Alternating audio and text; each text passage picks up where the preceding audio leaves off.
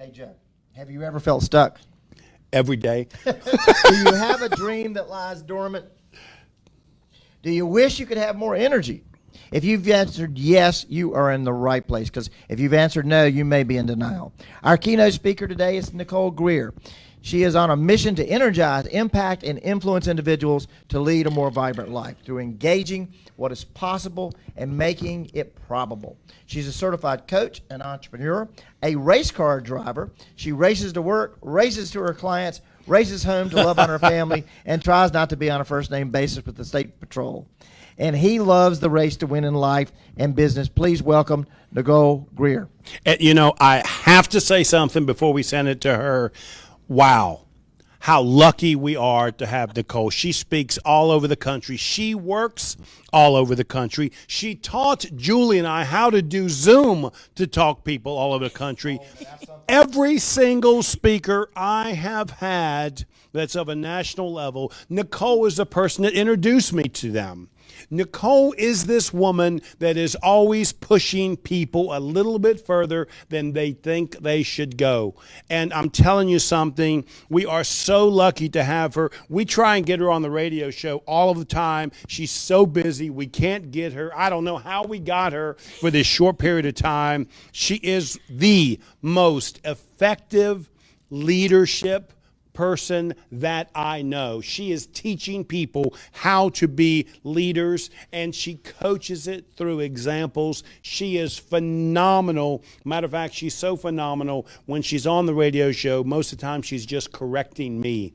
That should tell you a lot. Nicole, thank you so much. Take it away. Thank you so much for having me here tonight. I am delighted to be here, and I am proud to say I am a small business owner, and I am delighted and honored to be part of the Small Business Week. It is great to be here. So I'm wondering if this very old phrase rings a bell with any of you over the last year.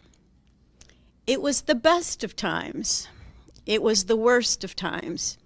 It was an age of wisdom. It was an age of foolishness. It was an era where people believed, and it was an era of incredulity. What I am trying to tell you is that even though this was written about the French Revolution, which happened almost 200 years ago, it just happened to us last year during COVID. And here's the reality. Is that we have to think about the words from Charles Dickinson. You know, many people are walking around with COVID still hovering over them. But I'm here to tell you there's two ways that we can approach what's going on. One is we can be out there looking for opportunity, or we can be lamenting and walking around with our head hung low. And the reality is that what every great drama and crisis needs is leadership. In fact, what it really needs is vibrant leadership. Now, you might be thinking, what is leadership? Well, I'll go with John Maxwell's definition, which is influence. But I will add this to it. I will add the idea that vibrant leadership is positive leadership. It is the idea that there are many opportunities out there. We just simply need to think about what we can do instead of what we cannot do. So leaders need to step back, especially right now as we begin to open back up and get back to work, and they need to think about their thinking. And that is what we call metacognition. Now, metacognition is the ability to reflect. And if you look at the top 10 skills, according to the World Economic Forum, metacognition and reflection are at the top of the list. Leaders need to think about what they're doing, what they're saying, how they're behaving, and how they're showing up, because this is impacting and influencing the people around you. I want you to think about the idea that when you walk into a room, people are either going to light up at the idea that you're back in the room or that you're coming in to complain about what's happened for the last year. This kind of influence is like when people walk in and you're a ray of bright light, you're vibrant, or you're like a little ray of darkness. So I want to encourage you to think about the ideas that you can step back and you can set an example. The first thing I ask a leader when I work with them is I ask them this question, a very powerful question. I do coaching, training, speaking, and consulting, but the number one question I ask somebody is, what is it like to experience you? And this is a very, very important question. A lot of people, when I ask it to them, they have no idea what the answer is. They say, I don't know, I've never thought about that. And that's exactly what we need to do, is really start thinking. When we get that light bulb over our head, that is the moment that we become vibrant. I want to tell you a little bit about how the brain works, okay? So when somebody has a thought, the first thing that happens is the light bulb lights up. Now, the second part of your brain will warn you. It's the amygdala that's back here. And that part of your brain will warn you and tell you, hey, be careful, this might be risky. Things have gone wrong in the past, be careful. But what you want to do is move that thought all the way through your limbic brain, past the emotional response, to a place out here in your prefrontal cortex where you can begin to think positively about what can be done. All of us are on a lifeline. And as was stated earlier by our previous speaker, who was phenomenal, she said we're on a continuum. Well, we are actually moving in one direction called a lifeline. And I'll tell you, there's a day over here where you popped on the planet. And that day was a beautiful day. In fact, I know exactly what it was like. First of all, your mother was relieved. Secondly, when you popped out, somebody held you. Now, even if you have some kind of bad story, you were born in the back of a cab or something like that, there's still somebody who catches the baby. You never see the babies lying around. So the baby pops out, somebody cleans up the baby, wraps it in the cleanest piece of cloth they can find, and they look at that baby and they say, this baby is packed with potential. This baby is practically perfect. This baby has so many possibilities. And then you think to yourself, I've grown past that, Nicole, and I know what's happened to you, right? So we have to think about, where did we lose our possibilities, our potential? Where did it go? I think it went out the window when life comes at us, right? So we had COVID that came at us. It came at us hard. But here's what we can do. Instead of concentrating on this past, today we can have the moment where we change our mind, we change our future. And every great leader who is vibrant does this one thing. They master 3 perspectives. Because I'll tell you, having a proper perspective on life is essential. But there are 3 on your lifeline that you must know and you must master. And the first one is meeting your future self. Everybody I work with is required to set up a vision of what they want to do with their life, what they want to do with their business and their organization. And here's what we want to think about. We want to do an introspective. So if there's the day that we popped on the planet, and over there is the day that we're going to pop off the planet, we have a very limited amount of time. We should all have an incredible sense of urgency about getting our goals together. In fact, do you know that only 10% of adults, according to research, have written down actionable goals that they visit every single month? So you can be in the 10% that goes out to the future and masters an introspective. So I want to challenge you. If you went out to the future and you thought, where do I want my business to be on December 31st, 2020? And then into 2022, right? If we think about going out into the future and we look out, what could it be like? Now, here's my invitation. I want you to make it absolutely fantastic. You can let your imagination run wild. Now, most people are very, very interested in probability and not possibility. But I want to tell you something. Possibility is where it's at. Now, I'm going to mention the characteristics of a particular person all of you know very well, and you'll be able to guess who it is. Now, this person is African American. This person grew up in rural Tennessee. This person was abused as a child, was not raised by her mother, and today is a billionaire. Who am I talking about? None other than Oprah Winfrey. And the reality about Oprah Winfrey is that she dreamed up a great big possibility, and it turned into a reality. So that's what we need to do. We need to think up this big future. Now, when I lived in Maryland, when I first married my husband, Oprah was on TV, on my local TV station. And now she's in my living room, she's on my phone, and she's on my iPad.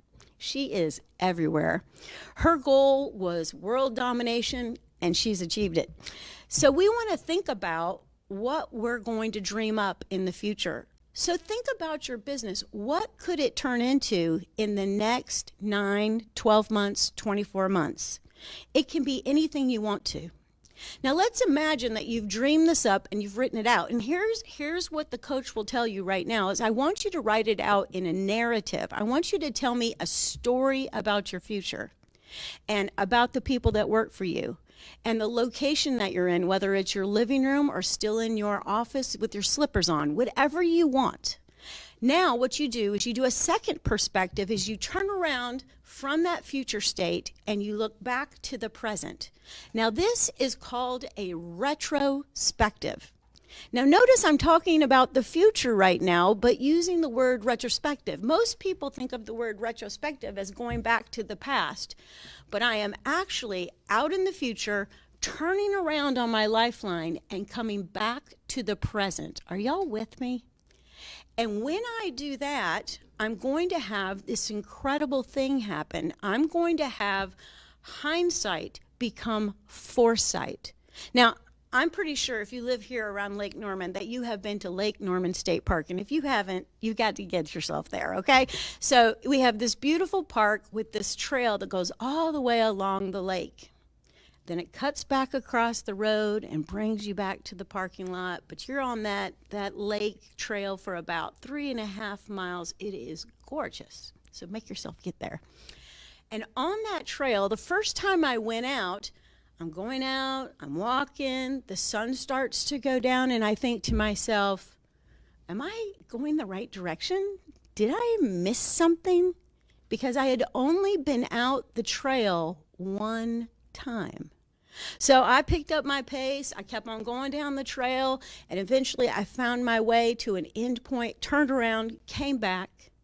But the whole time I was nervous. I didn't know if I was going to get back before dark. I didn't know if I was safe. All sorts of anxiety came over me, and here's what happens when anxiety comes over you. You have this thing called cortisol start running through your body, and you become fearful and stressed. And that's what happens to business owners when they don't go out to the future and visit it and then come back to the present over and over and over. Edwin Wade Teal said, the path is not truly trod. Let me say that again. The path is not truly trod until it is trod both ways. Meaning that as a business owner, you have to go out to the future and you have to figure out what it is you really, really want. And then turn around to the present and think about what is it going to take to do that? Well, I've got to get my marketing straight. I've got to find a who can do the how that I don't know how to do. I've got to figure out where I'm going to put my business, where I'm going to advertise, what my strategies, my systems, and my smarts are going to be. And when I do that over and over and over, I begin to remember the path. So when I go out to the future and I come back, again, I'm like, you know what? I know what to do next. I've been out this path and back. I've been out this path and back, and I know what I'm going to do. Now, when you get back to the present, you're going to take your introspective and your retrospective, and you're going to put it together, and you're going to create a prospective, pro as in propel, as move yourself forward.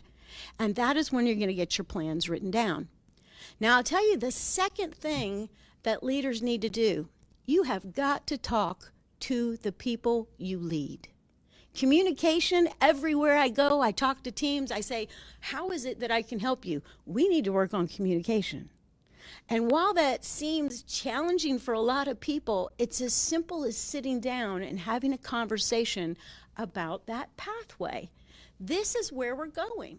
This is what we're going to do. This is what I've dreamed up in my imagination, and I need you to help me. One time I was being coached, because every coach should have a coach, or I think they're a hypocrite. I got to be honest. So I have a coach. And I was sitting with my coach, and I was complaining about my team members. Have you ever done that? And so I was talking about their motivation and their get up and go and their ability to get things done. And my coach looked at me and cracked a smile. And I thought, what are you smiling at? And he says, I think you're the problem. I said, what? I'm the vibrant coach. I don't have a problem. He says, you got a big problem, lady. I said, well, what is it? He says, this. And I've told this to Joe many times. So I'm telling it to you, but it's really for Joe. So here's what it is. He said, uncommunicated expectations are a premeditated opportunity to be disappointed. I'm going to say it again because I messed it up the first time and Joe needs to hear it again. Here we go.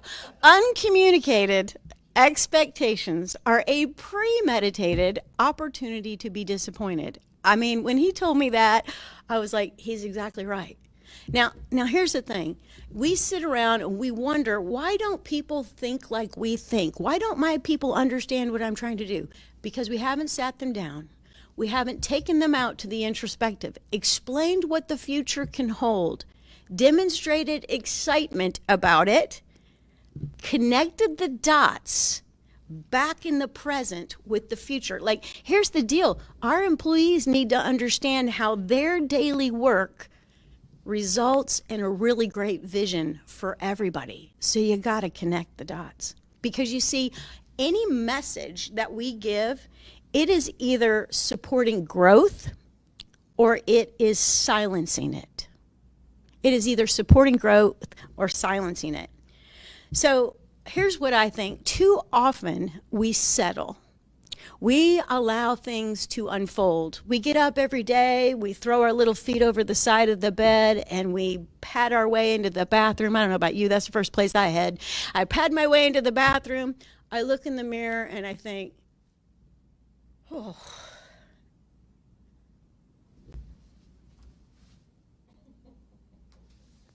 Is that all I got to work with? But it's not the exterior. It's really what a vibrant leader is, somebody who's got the lights on, somebody who is thinking about the future, somebody who is using their brain and communicating to those around them how we can get things done. I'm going to tell you a little story about my career, because I had a vibrant leader in my life, and her name was Nancy Freeman. And I don't know if any of you know Nancy Freeman, but she actually lives on Lake Norman. And when I met Nancy Freeman, she was in Raleigh, North Carolina, and she was my regional manager. You know, today I wanted to double check myself, and small businesses are categorized by having less than 500 employees. That's what they told me on the internet. I don't know if that's true. Bill will tell if it's true or not.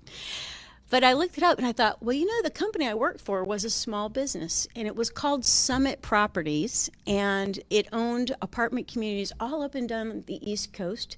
Bill McGuire, who also lives on Lake Norman, was one of the founders of the company, and it was the most fabulous place I ever worked in my entire life. And I'll tell you why. Because the leaders communicated.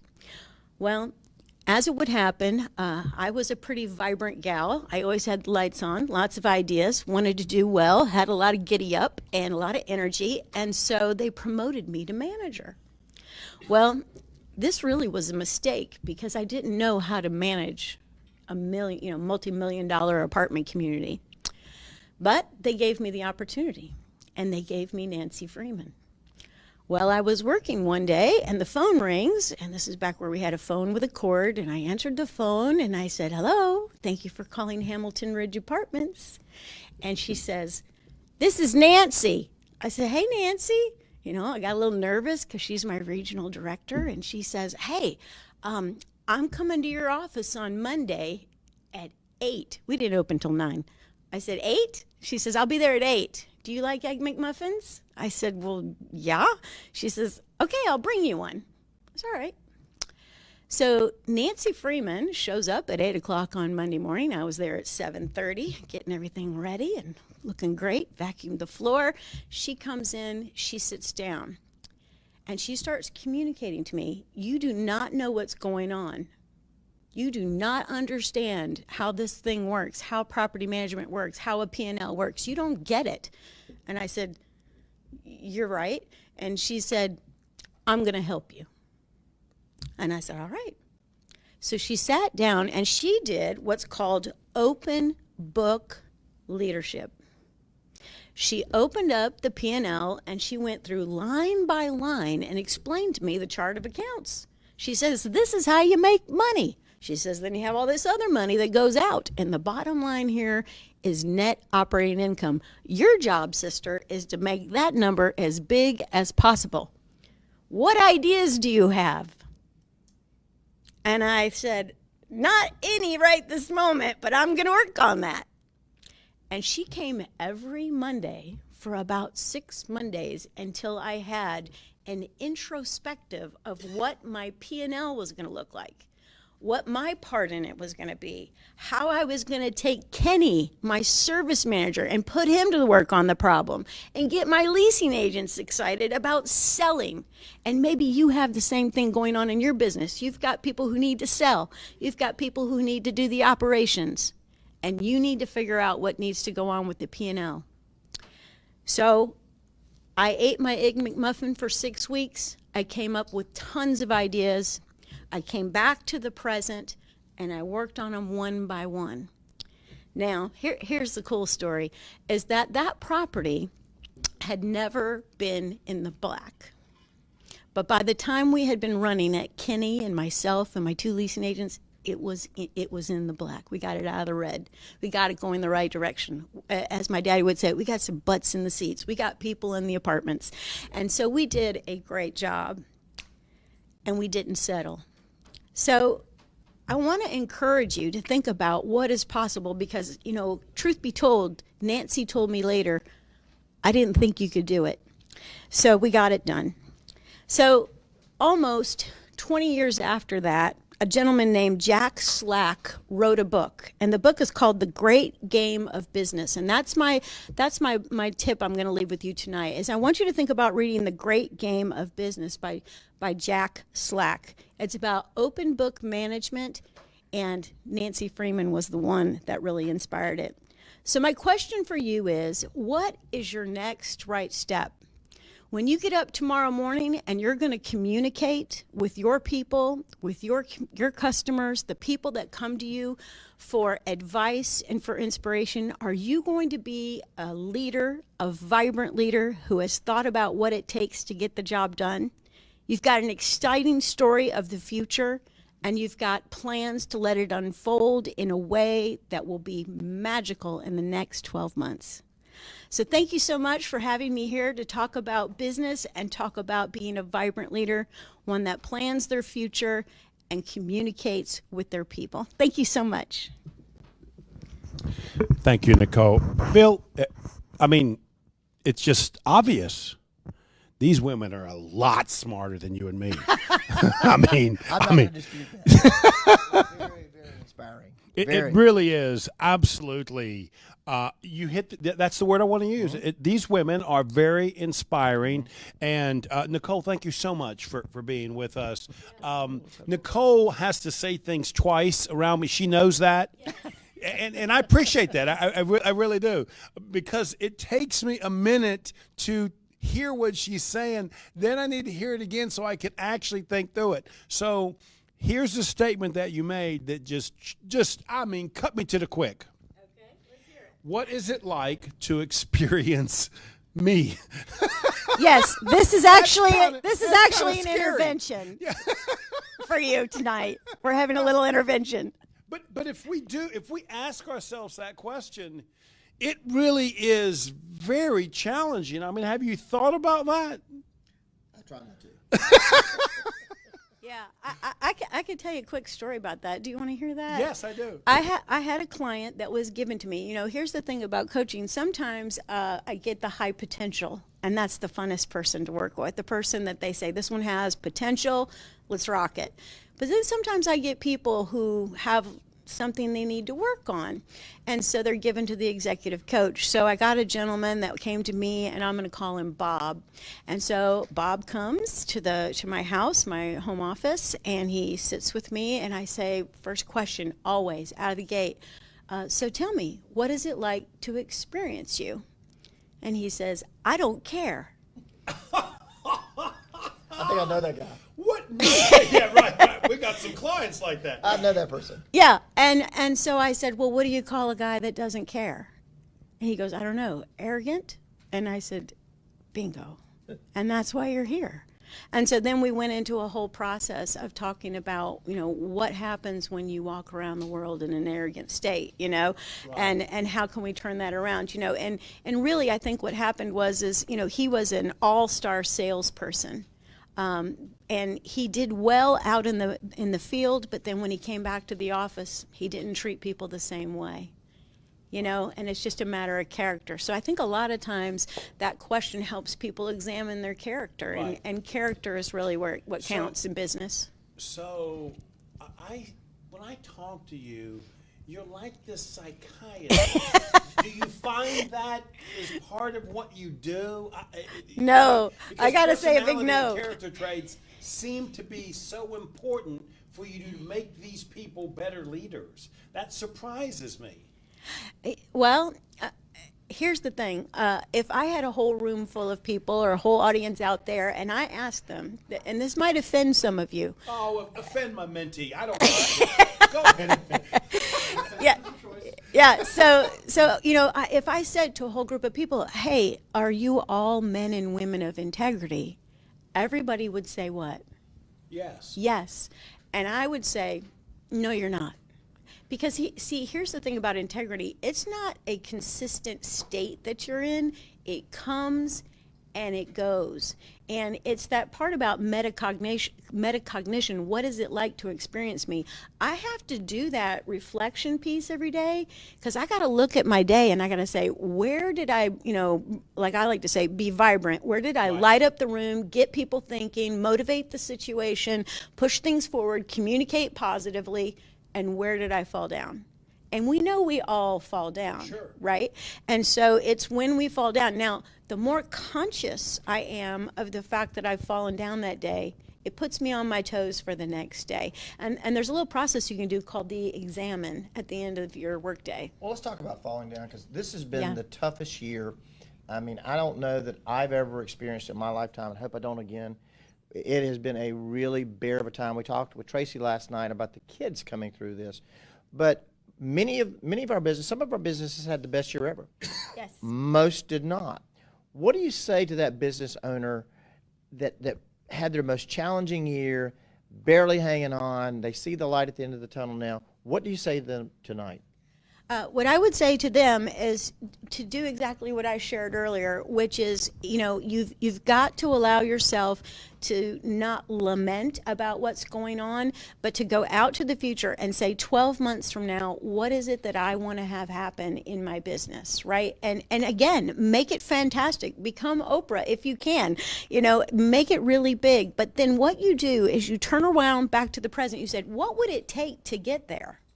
What would it take to get there? And you say, well, it would take me doing this. I would need to put pants on and get out of my slippers and get to the next Lake Norman Chamber event. And all the things that you need to do. It will start to become crystal clear. Now, you can also work in another way. There's a little tool that I got from a gentleman named Dan Sullivan, and he has a huge coaching business. He's one of my coaches as well.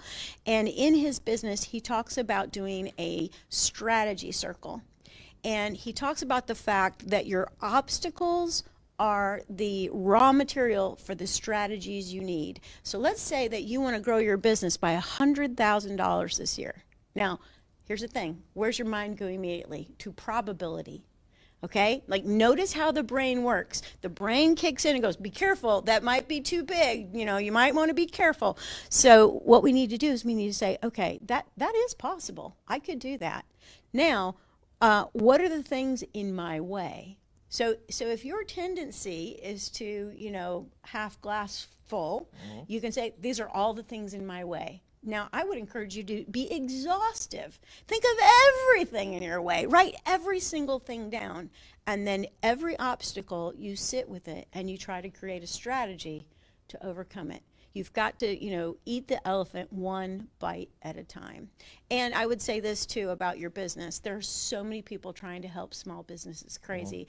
I don't know about you fellas, but during COVID, I got my PPP. I went and got all the things I needed to do because I thought, nobody's going to do it for me. That's right. That's right. Right? So you have to have willingness. And the last thing I will say is talking about character. Willingness is the greatest character trait there is. It is the one that makes all other character traits possible. You can't be courageous unless you're willing to be courageous. You can't be empathetic unless you're willing to be empathetic. And there's a little book, How to Get Everything You Ever Wanted. I totally suggest it. Little old book from the 70s by Mike Hernacki.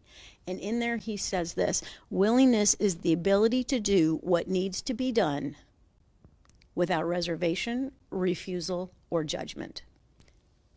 Just do it. So, Nicole, here's the thing that puzzled me about your business, right? You're excellent at it, but my mind is thinking you help so many Fortune 100 companies make better leaders out of people that are already there. And I think, how bizarre these people aren't already leaders in the positions that they hold. It seemed like after the fact they realized, oh, we promoted Bill. Maybe we better go get Nicole to teach him how to do his job. Am I interpreting that wrong? Yeah.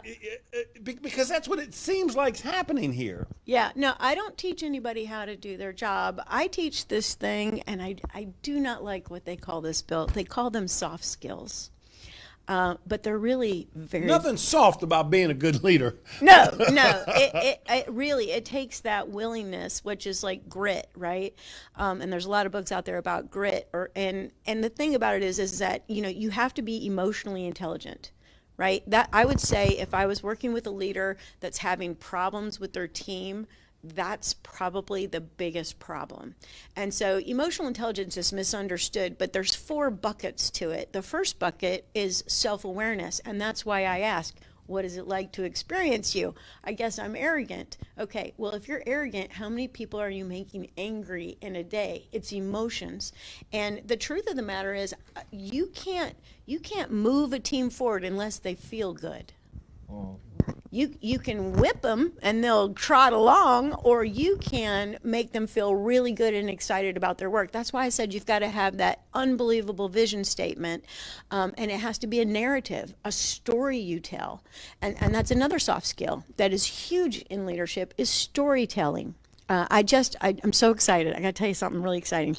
I work with a local cable television company, and they have women inside their organization. And so I got chosen to do a mentoring program for WICT, Women in Cable Television.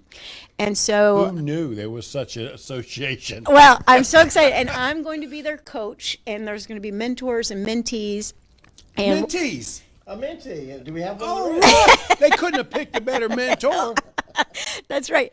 And so I'm going to be working with them. And so, like, storytelling is one of the topics that we're going to touch on. And all of those women are going to write down their stories. Because you need to write down your stories and share them, because they give hope. I want to tell you one other thing about like storytelling is I had another leader, and he is a president of a financial institution, and I told him, I said, he's very much introverted, and I said to him, I said, your people want to get to know you, and he says, why? And I said, because they want to know how you got your job. How do you become president of this financial institution? They want to know your story. He says, it's not very exciting. Well, I sit him down I asked him lots of powerful questions because that's what a coach does. And when I asked him all of his powerful questions, I wrote out his stories, and then I gave him an assignment. I said, now I want you to go back. I want you to put some more meat on these bones, and then I want you to tell me how you were feeling, what you were thinking, and who was impacted at these different stories. Who did you help along the way? What major strategies did you get in place that resulted in, the big fat NOI line, right? And so after he did this, he's an introverted person, a humble person, much sweeter than you, Joe. And so Nicole knows me so well. and so he really leaned into, and I think you've taken my assessment that I love so much, the tilt. He's a humanity guy. He just loves people, and they work like dogs for him because he's a nice guy. But he leaned into the other side of the model, which is courage, and he began to open his mouth and tell his story. And his financial organization is changing all sorts of things. And he's not even asking. He's just telling his story. This is what we did when this happened in financial, and this, when it happened in 2008 with the housing thing, and blah, blah, blah. He tells how he overcame all these things. Now, he's passing down wisdom. Remember when I said it was an era of wisdom, or, or it was a good time or a bad time? I mean, you have to tell people about the good times and the bad times so we can learn all your stories and we don't have to experience it ourselves. So storytelling, emotional intelligence, change management, all that stuff is so important. Bill, Nicole is, and I tell people this, a true coach, and a true coach is effective. Mm-hmm. It's not just talking, right? You can tell she really helps her clients in a major way. That is much rarer than you think, because I know a lot of coaches, and one of the reasons why I just absolutely adore Nicole is because I know she is exceptional. And when I try and explain to her, when she taught me the whole, IQ, EQ thing, I told her I was a genius. I was positive she wouldn't go for He it. could not present his Mensa's, certificate that he was in a group, He's a puffer. He's a good puffer. Yeah. Nicole. Yeah. My daddy said, I won't tell you what my daddy said. I don't want to hear what your daddy thinks of me. That's not going to work. So, I cannot thank you enough for doing this. Thank you. You are so difficult to nail down and get on the radio show. I was hoping that we could get you here for today. It is such a treat for the people listening to this. If somebody wanted to reach you, how could they do that? It's really easy. Just visit www.vibrantcoaching.com and you will find me, my phone number, and everything you need to do. And I will call you. Vibrant means positive. Absolutely. And the light bulb is on. I'm really thinking about what's going on and what it is like to experience me as a leader. I don't think I want to experience me. I got to be honest with you. Well, I can agree with that. Having been somebody that has experienced him. We've experienced it all night. Well, enough. That's Nicole, enough. thank you so much. I got to go. Bye. Thank you, Mama.